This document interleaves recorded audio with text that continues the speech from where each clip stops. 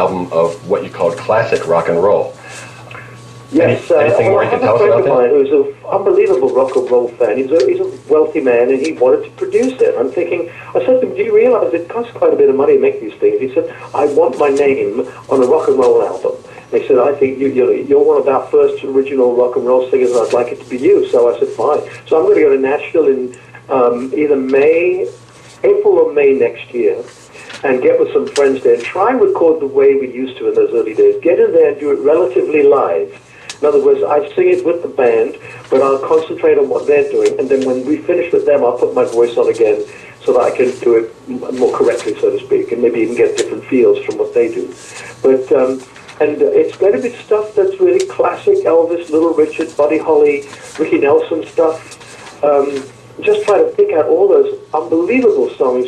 You know, America is the fatherland of rock and roll, and everywhere else in the world we cut our teeth on rock and roll because of the artists that came from here. And I just thought, well, I've been probably going longer than most. I feel I've earned my... I've already thought I'd love to do a version of Too Much, and I've never recorded that. I've done live versions which have been recorded of some of the Elvis songs like All Shook Up. Mm-hmm. And so there has been recordings of them, but never from a studio point of view. But I'm going to try and pick out songs I've not recorded before, and try to.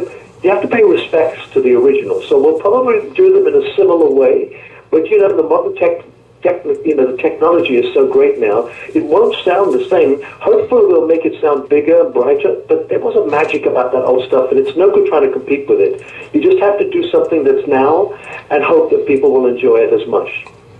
And one of the things I sense, and please tell me if I'm correct, is that you kind of, for many years, have had this reputation maybe as like a pop rather than a rock and roll artist. You kind of do kind of big productions in your concerts and things like that. But at heart, you still really like the good old rock and roll, don't you? Yeah, I do. I mean, if I do anything like a small event, like a charity or something, I tend to just take my guitar and thrash through, the Buddy Holly songs that Ricky Nelson, Everly Brothers, Elvis, some of my early stuff that's pretty basic. I mean, in a way, I have to do that. If I'm going on my own, I'm going to be limited. It's very hard to sing on an acoustic guitar, Devil Woman. Well, hard for me anyway. We don't talk anymore. They're all so electronic in their approach that I don't even make an attempt to do those. But yes, I've always been basically mind you, I've always thought of rock and roll was much more poppy than it is now. But rock pop has melodic influences along with a certain amount of drum and bass aggression. That's what, when you listen to songs like Teddy Bear and All Shook Up and stuff like that, they were honestly basically rock and roll, but what made them rock and roll were the drums and the bass. The melodies were very poppy. Mm-hmm. Yeah. Well, speaking of rock and roll, I want to ask you how you feel about your legacy, or whether you really care about that. I mean, is it important to you that you be recognized as, basically the pioneer, you and the Shadows, of rock and roll in Britain? Well, while I'm still alive, of course, I do wish sometimes they'd actually pay more attention to the fact that the Shadows and I and a couple of other guys in Britain, Marty Wilde and Billy Fury, we were 5 years ahead of the Beatles, mm-hmm.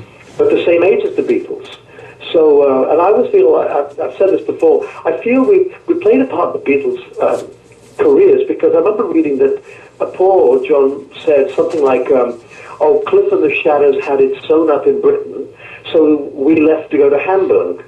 So I always say to the journalists, in a way, we kind of kicked him out of the country, but they went and found something fantastic, brought it back, and gave us all a kick in the teeth, and then took rock and roll back to America. So, but we played a part in that. So I feel sometimes we are overlooked as being the pioneers of rock and roll in Britain, and I'm just so grateful that John Lennon at one point said that before Cliff Richard's Move It, there wasn't anything. Not in America, of course, he knew darn well that everything had happened here. But before I made my first record, Move It, he believed that there hadn't been any rock and roll before that outside America. So I was really thrilled to have that in my armament of comments where people try to write us off. But books will have to show it. That we did come first, but does it really matter? I don't know whether it really matters. Rock and roll is such a wonderful art form. It no longer belongs to a younger generation. When we started, my parents and aunts and uncles did not like rock and roll. They were into jazz and all that kind of stuff, and we weren't. But now, when you think about it, most of us go and buy the records that are in the charts. Even now, today, I may not be a fan of everything that I hear, but that was never the case. None of us liked everybody. So, yes, I just wish that they would sometimes honor us by saying, at least saying that we were the first. Yeah. Well, I kind of, through the radio station and through our website and things like that, tried to at least make a small effort to raise awareness that Cliff Richard and the Shadows should be inducted into the Rock and Roll Hall of Fame. Well, I promise you, I'm really grateful, and I can speak on behalf of the Shadows, who not only had a career with me, but I kicked them off with their first instrumental hit, and they had many, many hits. And very often we would swap places. I would have a number one. In fact, I remember having a number one with a song called Please Don't Tease, and the instrumental that knocked me off was Apache by the Shadows. So, there was no animosity, though. We were a team, and we wanted both of us to be successful, and we were. One of the things that we try to do on our station and in some of the one-hour programs that we produced last year was to showcase some kind of largely unknown or under-recognized facets of your career. And one of those things was your songwriting. You've said in the past that you don't consider yourself a songwriter, but while I guess you can't be called a prolific writer, you've written a fair number of very good songs. So can you tell us a little bit about the times when you have written? Well, the funny thing is, at the very beginning of my career with the Shadows, we used to write together. So you'll find quite a lot of songs where I co-wrote Bruce Welch or Hank Marvin, or we did it all together. And then what happened was, very, very quickly, within about 18 months of my career getting started, it was obvious that we had really caught the imagination of journalists and the public, and quite wrongly, I was being hailed as the answer to Elvis. And I've always said there is no answer to Elvis. He was the first, the one and only, and there is no answer. He will be always out there on his own. But nevertheless, I was pinned up. That name was pinned on me. The answer, English answer to Elvis, and I quite liked the fact that when we went on tour, the press would want to have a press conference, and the Shadows would say to me, "Look, you're the answer to Elvis. You're the star. You go and talk to them." So I go there and have my photograph taken, and I was on front pages of newspapers, and I loved it. But of course, by the time I came back from the press conference, the Shadows had written 3 or 4 songs, and I wasn't one of the writers, but they gave them to me, so I got the benefit of their gifted writing. And then I discovered that even though I did continue to write, occasionally I did write, sometimes by myself, sometimes I worked with, there's a couple of keyboard players that I worked with, and they used to put down a piano track, and I would write a melody and a lyric over that, and we would do it that way. And so it's just one of those things. But in the end, I felt that I was much more, becoming much more of a performer, like an actor presents other people's scripts. Right. I was very happy to actually perform and present the drama, as in the case of Devil Woman, of somebody else's song, and giving it an interpretation that maybe the writer didn't think about. So I'm very contented with the way my career went. Yeah, I sometimes look back and wish that I'd been encouraged to write more. But, how can I grumble? I mean, I've had a career that's lasted such a long time. We were written off as one-hit wonders in those days. Here today and gone tomorrow is another phrase I remember. And 53 years. We proved them all wrong, yeah. And of course, nobody, not even us, we didn't know that rock and roll was here to stay. We sang rock and roll was here to stay, but we didn't really know that it was going to be here for this long. But it won its way through because it is a genuinely fantastic, wide art form. You can do everything from country ballads to Led Zeppelin. And in between all of that, those extremes, you've got this wonderful umbrella of stuff called pop rock. And no matter whether you call it house music, garage music, rock and roll, pop rock, heavy metal, for me, it is basically rock and roll. Well, I think I did want to ask you, like on songs like Bachelor Boy and Don't Talk to Him and On the Beach, were you kind of like primarily writing lyrics for those things, or? A bit of both. In On the Beach, I helped write melody. Bachelor Boy was lyric. There's not much of it. There's not too many. There's not a. It's a very simple verse, chorus, verse, chorus, verse, chorus, verse, chorus. And Bruce had written the verse and the chorus, and between us we wrote the other verses and chorus, the other verses. Don't Talk to Him was also definitely, he came along to me one night, we were up in Blackpool in the north of England doing a show, and wherever we were, we said, I've had this thing in my head. So I said, well, let's hum it. You hum it through. We put it onto a little tape. And I took it back to the digs where I was staying. And the next day I sang him the lyrics I'd written. And he went, oh, fantastic. So we recorded it. So, yeah, I've written up quite a few lyrics. And quite often, in a couple of cases, I was sent a melody that had a lyric that had no melody. So I used to get my guitar out and then read the lyric that I liked the lyrics, so I just tried and wrote 2 or 3 songs like that. There's no rules. That's what I love about Our Outfall. There are no rules, and there's no rules at all. And I nearly worked with a wonderful singer called Dame Kiri Tikanova. She was really a fantastic opera singer, beautiful soprano. And there was talk about us working, but unfortunately her relationship with her husband fell apart, and then everything fell apart, and then we never did do it. But while we were, she said, oh, you guys are so lucky because you can sing these songs in different keys. You can change the phrasing of it. She said, we have to do things the way they were written 400 years ago. And I suddenly thought how lucky we are that we don't have those restraints. We can just pick up a song that was sung by Elvis, and it'll still sound like the same song, but we would maybe phrase it differently. Can you imagine what Mariah Carey could do with Teddy Bear? It would be fantastic, and there's no reason why she shouldn't.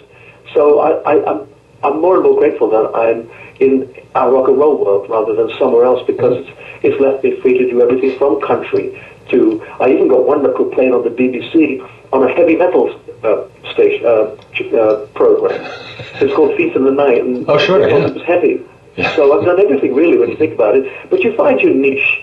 I suppose really I'm best at doing the Devil Women, We Don't Talk Anymore, Dreaming, A Little in Love. It's definitely pop, but it's definitely rock and roll. Mm-hmm. Yeah.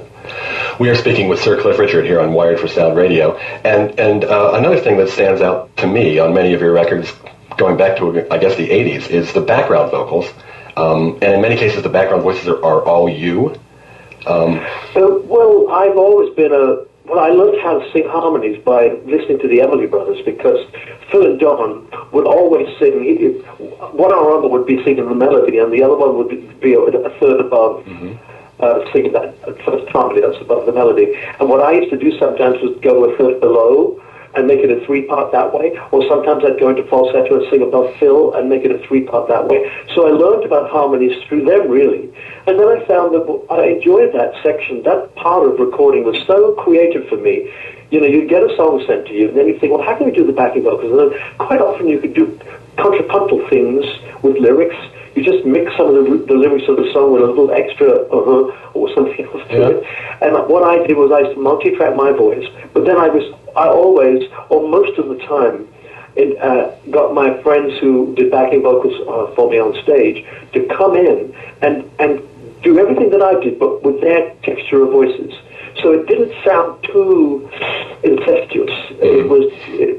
Their voices added another dimension that made it stop being because sometimes you're almost too close. Yeah. Yeah. Well, one of the first times I really noticed that on one of your was on Van Morrison's record of Whenever God Shines His Light, and I noticed there were some cool background vocals that you did, and I was assuming you came up with that, and I was just wondering if you kind of enjoyed doing that kind of thing. I did, and he was quite easy to work with, really, although he turned up 2 hours late. I said to the engineer, look, I don't have unlimited time today, so let me do. He knew where I was supposed to be singing, so he then started the tape, put the red light on, and I sang what I felt I should do. And then I said to him, well, look, I've got some ideas for backing vocals, and we'll start work on those. I'll do those. And then when he comes in, when Van comes in, he can listen and then say, oh, I don't like that, or whatever. And there was one line that he wanted me to change, and it was one line that he wanted me to sing in unison with him exactly as he did it, which was the most difficult part, because he's the most unusual way of sometimes presenting a piece of phrasing. But that took me the longest time to do, but not that long, but it was the most difficult part. But otherwise, he was very happy with the backing thing, as I'd suggested. So he turned out to be a very, very, very easy person to work with. Yeah. I want to ask you about your success, or what some people kind of overstate as lack of success in the U.S. I actually had the opportunity to view some documents from Capitol Records. I was doing some research, not on you, but actually on the Beach Boys. But I saw some Capitol Records reports about sales of singles, and I saw the sales of your single "Move It" in 1958 here in the U.S., and the actual sales were 1,104 copies. I know. Well, the funny thing, I've never put my finger on why it didn't happen for me here, other than we were just too early, I think. When you think 5 years later the Beatles came and absolutely took the world and America by storm. But by that stage, at that time, of course, Elvis and the others had all been singing for almost 10 years. I had been singing for 5 years in Britain, but when I went there early on, you had your Fabians and your Frankie Avalons and Elvis and Ricky Nelson and Buddy Holly, Eddie Cochran. It was amazing. We did come and do, the Shadows and I came and joined a show called The Biggest Show of Stars for 1960. And we were with the Clovers, the Crests, Frankie Avalon, who are the guys that originally did Twist and Shout? The Isley Brothers. The Isley Brothers were on the show. Yeah. So Bobby Rydell, Clyde McPhatter. Yeah. And we came and we joined the show, and three of us stopped the show every night. Three of us. Clyde McPhatter, Bobby Rydell, and me. And it was fantastic. The people couldn't follow us. Whoever came after us had a real tough time getting on. And I thought naively to myself, that's it, I've done it. It took a long while for me to realize that if you're doing 20 shows in the States, if you're in Houston, Texas, and you're storming the stage there, no one can follow you. They don't even know that's happened in Dallas. Yeah. It just doesn't. So it was very difficult for me. I think for that reason, you had so many great stuff and so many good things happening here. I don't think people were too excited about bothering with some Englishman that came over that had made a record called Move It. I mean, they just were not bothered by it. But of course, you do need the machine. And I discovered someone at EMI had said, we're not excited by Cliff Richard material. And I'm thinking, it's not unfair because I have had 9 top 30 hits over here. And 2 of them are million sellers. We Don't Talk Anymore, Devil Woman. Dreaming was a success. I did a duet with Olivia Newton-John. Sure. Daddy's Home came into the top 30. Living Doll was in the top 30. I know that you don't really sell too much before you get into that 30 mark, but it seemed funny to me that a record company would feel that way, when really if you were a company selling bad glass and people were buying it, you would make more and more of it and sell it. And I couldn't figure out why someone thought I was not exciting, that they didn't see the potential of sales when in fact they were sales. And all they needed to do was capitalize on it. But anyway, I've given up. I never got bitter, fortunately. I think my life I'm so happy with my life and where and who and what I am. Perhaps I wouldn't have reached that condition in my life if I'd been bitter about something like that. I was having such a great time everywhere else in the world. And my then manager, who died some years back, Peter Gormley, is Australian, who discovered Olivia Newton-John as well. He said to me, okay, supposing you make it in the States, tell me, which territories are you going to give up?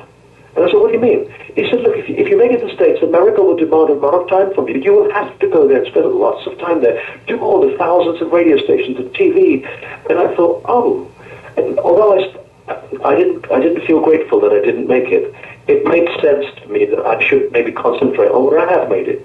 And that's what I did, really. And I in a way, it's possibly my fault as much as anybody else's that I didn't come over and just live here for 3 or 4 years. And Elton John did it. Elton was here for quite a while before he actually broke ground. And maybe I should have done that. So I can't just blame everybody else. It's partly my fault. And also, there's also the truth of the matter that this could well be true. It may be that what I do doesn't necessarily appeal to the American audience all the time. Yeah, once or twice I did it. And that's also possibly true.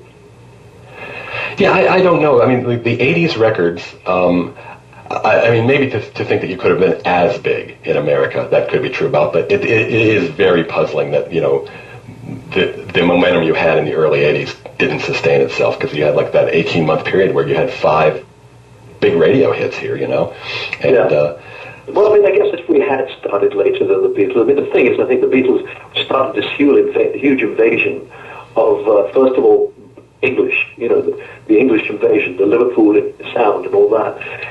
Everyone was so absorbed with that. In fact, there was a period in England, in fact, about a year or 18 months, when the Shadows and I got no press coverage at all. And we were getting really scared and worried about what's going to happen. Everybody was talking about the Beatles in the States, and they didn't seem to print pictures of us or write any stories about us. And again, my very wise manager, Peter Gormley, said, are you still selling records? I went, yeah. Are they number one? I said, yeah.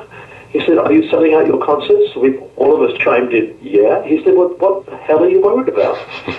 Somebody's having a really good time. Let them have their good time.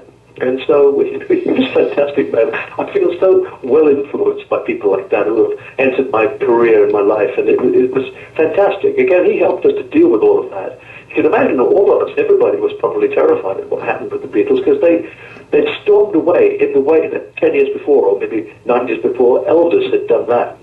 Elvis was a stab wound for every jazz singer that ever existed. When he came in, it was all jazz before that. And, pop ballads, and not even pop ballads, but you know what I mean. And standards and things course, like that, yeah. Yeah, the big standards and the American songbook stuff, which, of course, now I'm thinking how wonderful all that stuff is. But at the time, rock and roll came in and pushed it all aside. And it must have been painful for the artists who performed that genre of music. So in the same way, we were all suffering a little bit by the attention that the Beatles got. And then of course, it did level off. And then suddenly, of course, a couple of years later, everything was back to normal, and we were in competition with them and with lots of other people, and they had to deal with an onslaught of other people that came along. It's a shame that I think they made records for about 9 years, didn't they? Yeah, that's about right. 62 through 1970, that's about it. Yeah.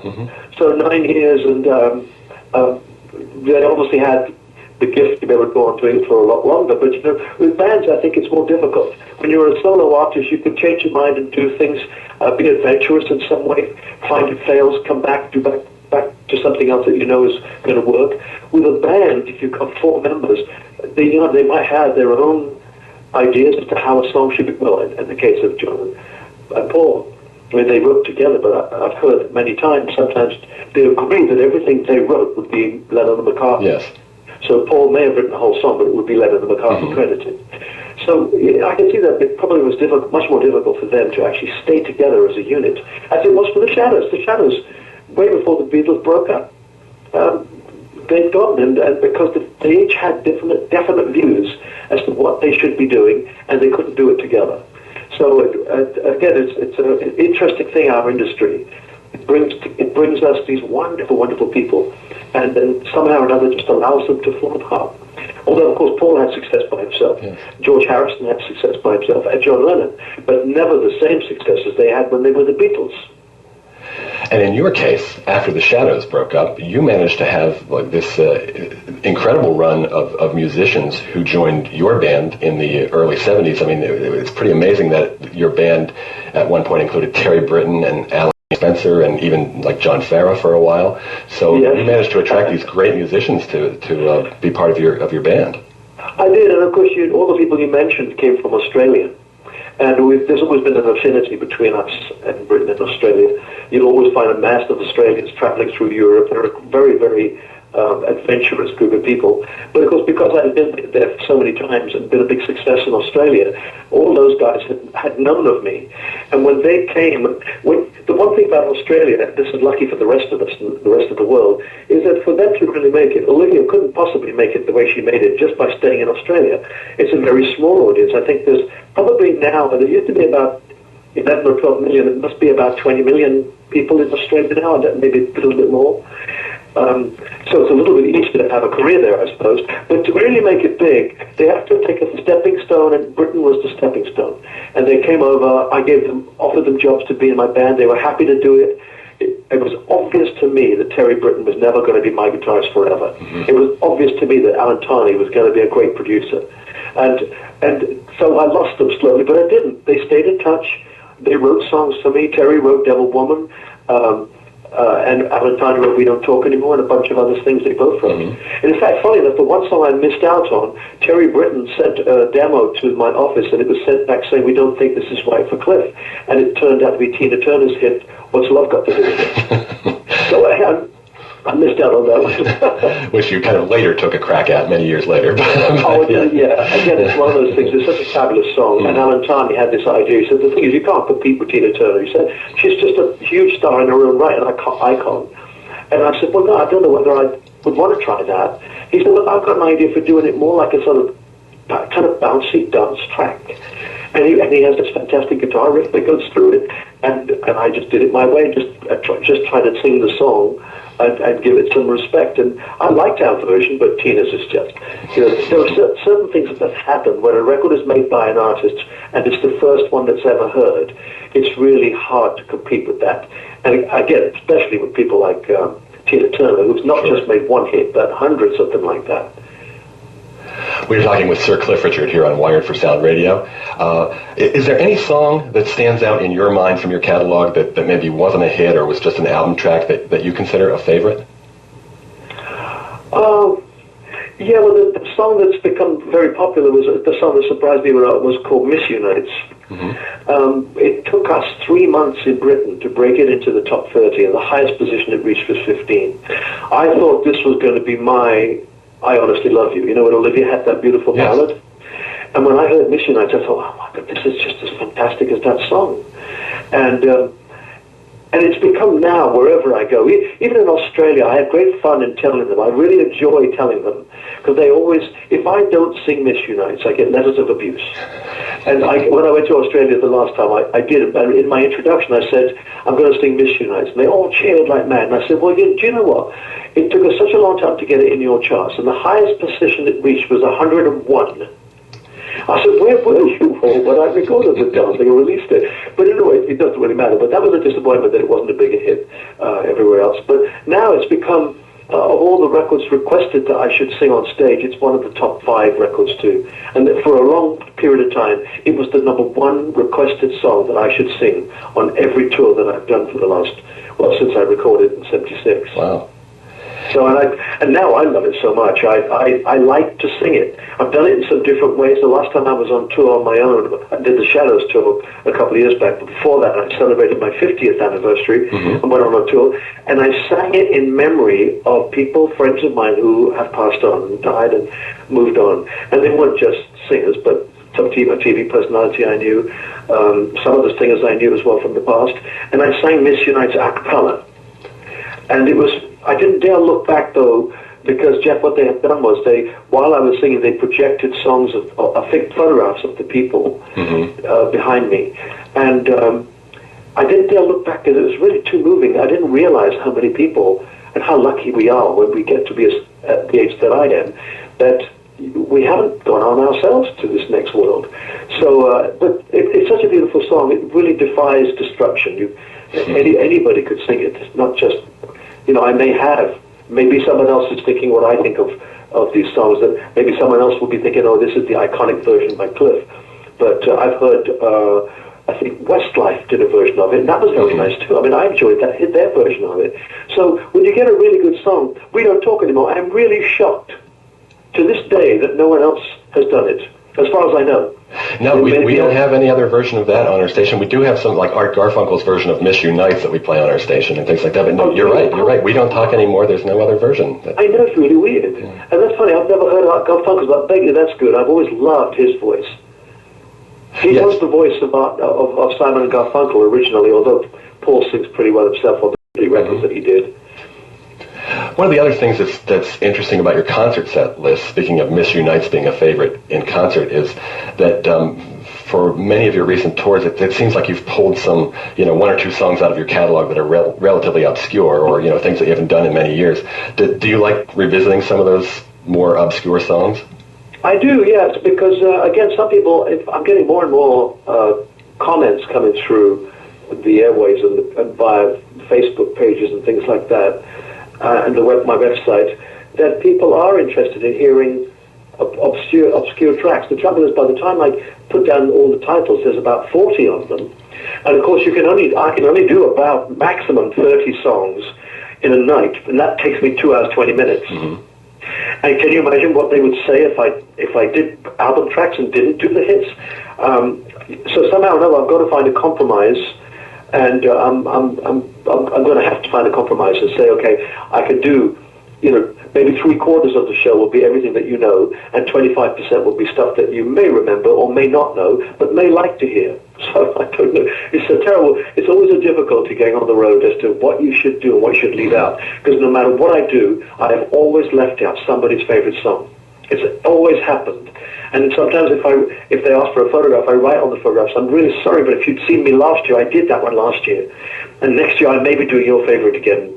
So it is a difficult area, and I hope the fans understand that it's not easy when you've had a big number of successful records.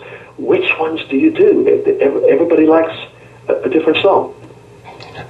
Let me ask you about two of your more recent albums, because songs from those albums, kind of took up at least a high percentage of your two most recent tours.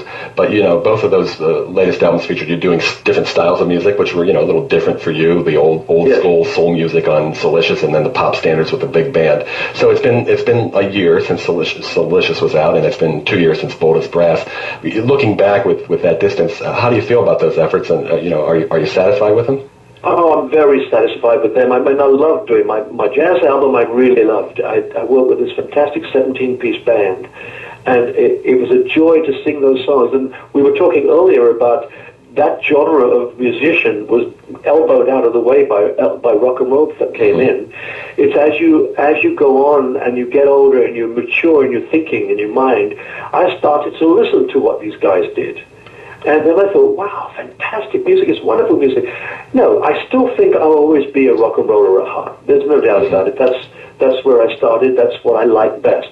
But if you hear anything done really well, whether it be opera or jazz or country or heavy metal or whatever, you can only respect and stand in awe of it.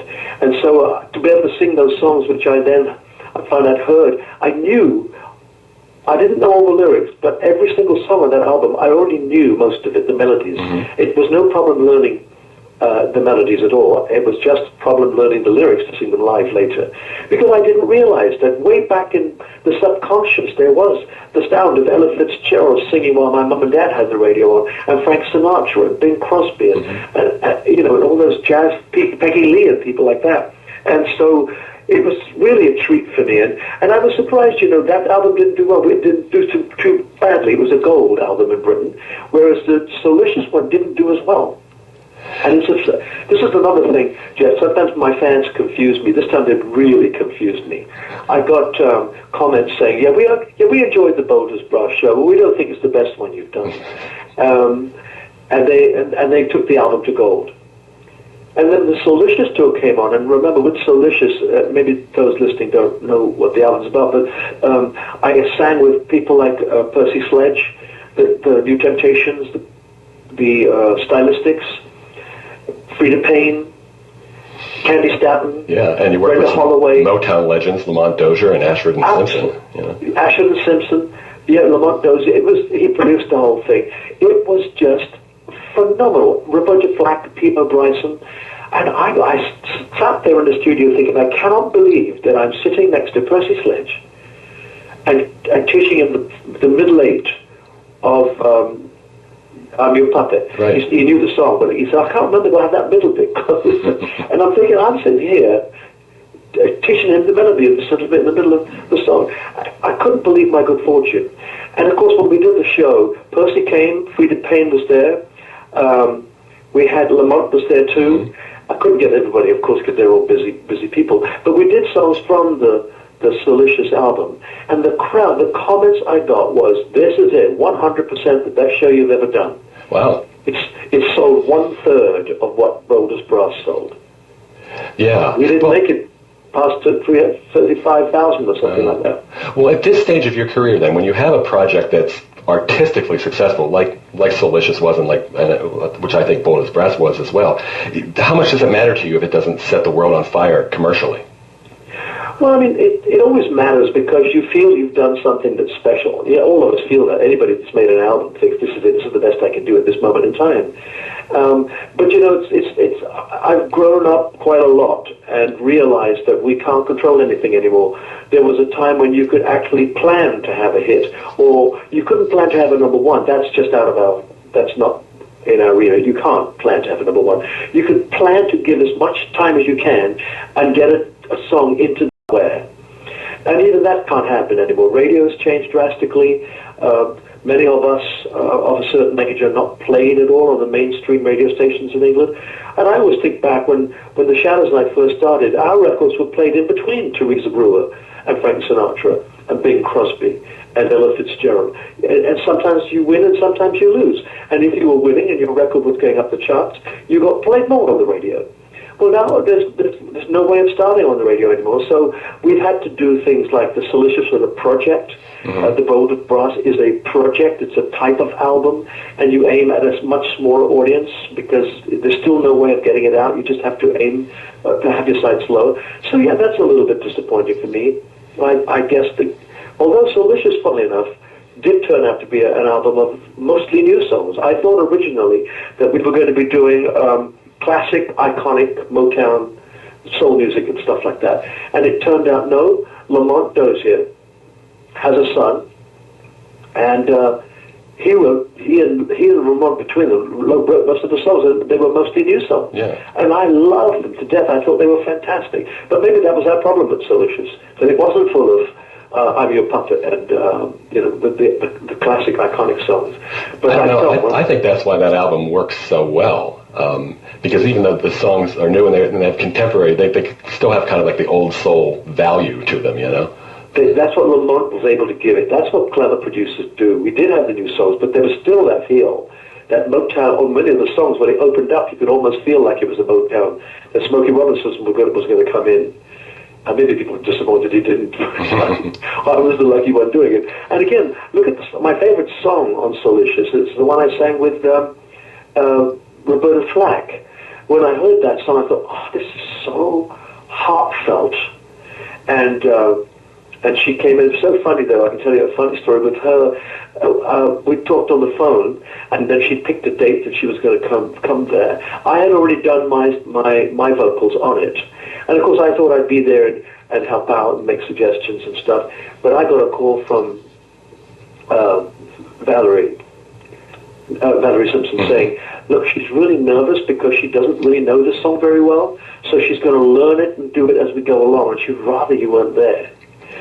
So I thought, oh, okay, well, I went to Starbucks and I got myself a coffee, and just down the road from the studio there was a big stoop, and I sat there with my coffee, and people passed me by, didn't give me a second look, and I kept thinking to myself, if only you knew, I'm making a record with Roberta Flack just, half a block up here. And it was fantastic. I went back a couple hours later and she finished it. She was absolutely charming. I loved her. She was funny, and she was thrilled with what we had done together, and so was I. I mean, it really was. It's a wonderful track. I love that. That's my favorite track there on the album. As a vocalist, it may not be the most commercial and obvious type of song, but as a performer, I thought she and I sounded like we really were in love with each other. It is a great track, and I think that's a terrific album. So, thank you so much. Do you have just a couple of more moments? Yes, sure. Oh, great. Do you have a favorite era of your own career? I know that's probably a difficult thing to choose, but is there any time period in your career where you look back and say, yeah, that was really a satisfying time stamp? There's been a couple of areas, of course, but those early days when we first started, never knowing what was going to happen, and very quickly getting into movies and finding ourselves with a movie. The Young Ones it was the box office attraction of the year in Britain. It started to be successful in other countries, Europe and places. The song, The Young Ones, went straight to number one and sold, 1.5, 2 million in Britain alone. And it was it was beyond my dreams. I mean, you think that only 4 or 5 years before I was still at school. So it was just unbelievable. And then, of course, the summer holidays happened, and then we had the same thing happen again, all within a couple of years. So that was I could never imagine that could ever happen again, and it didn't ever happen again quite like that. Mm-hmm. But in the 70s, having settled into a career where I still had hits constantly, still had number ones, suddenly there was the I'm Nearly Famous album. Right. And that book. And that led to The Devil Woman, of course, Miss Unites, We Don't Talk Anymore, Dreaming, A Little in Love. It led to another whole interest in my art form, and so that was another highlight for me. But it's really hard to pick on highlights. You know, every single number one is a highlight. Any artist will tell you that. No matter what happens, you may have a song that you prefer. I mean, look, there's been Christmas records I've had, like Mistletoe and Wine, which is a very sweet, it's a 3/4, waltz tempo. Anybody can pick up the melody instantly. It's really excruciatingly pop, but fabulous, and great played at Christmas.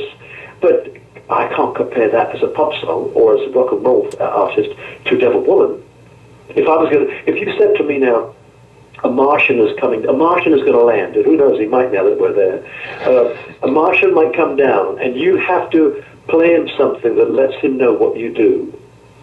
I would play him Devil Woman. Would you? Mm-hmm. Yeah, I would, because to me, it's iconic rock and roll.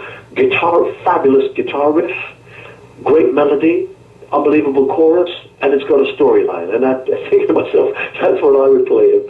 And I've had bigger hits, of course, but sometimes that's not the point. But I think most of us as artists know what counts is being in the charts, and the cream, the cream of everything, the icing on the cake, we say. I don't know if you have that phrase here. Mm-hmm. The icing on the cake is the number ones, regardless of whether they're waltz tempos or out-and-out rock and roll. They're all still at the same caliber, number ones. Well, I recently had a chance to speak with Tony Rivers, the background. Oh, yeah. Tony did a lot of vocal harmonies and arranged them for me. And Tony had said, because as you had mentioned earlier, that your career from maybe in the early 70s, while you were still making the charts, it had dipped a little bit. But then came this I'm Nearly Famous in that mid-70s era, and Tony, the way Tony phrased it was, Cliff got the bug. He said, you just got the bug to make commercial rock records again, and you were really into it, and that led to this great series of albums and singles.